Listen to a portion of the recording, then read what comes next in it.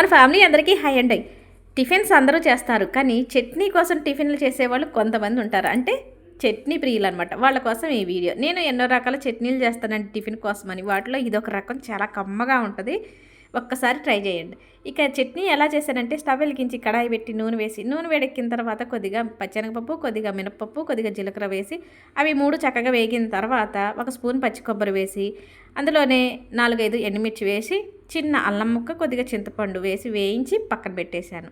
ఇక మన ఇంట్లో వాళ్ళకి తగ్గట్టు పల్లీలు కూడా వేయించి పక్కన పెట్టి, ఇవన్నీ చల్లారుతాయి కదా. ఈ లోపే ఇడ్లీ పొయ్యి మీద పెట్టానండి. ఇక ముందుగా వేయించడం ఇవన్నీ చల్లారిని మిక్సీ గిన్నెలో ఇవన్నీ వేసేసి, రుచికి సరిపడంత ఉప్పు వేసి ఒకసారి మిక్సీ ఆడిచ్చేసాను. ఇలా ఇక చిన్న ఎల్లుల్లి రెబ్బ వేసేసి, వాటర్ సరిపోను వేసేసి, మరొకసారి ఇట్లా మెత్తగా మిక్సీ పట్టేసి గిన్నెలో పెట్టాను.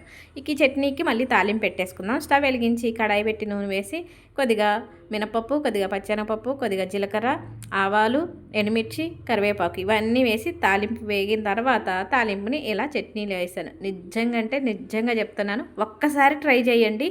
మళ్ళీ మీరే నాకు కామెంట్ పెడతారు, సూపర్ ఉంది చట్నీ సిస్టర్ అని. ఇక చట్నీ కోసం టిఫిన్ చేసే వాళ్ళల్లో ముఖ్యంగా నేను ఒకదాన్ని ఉంటానండి.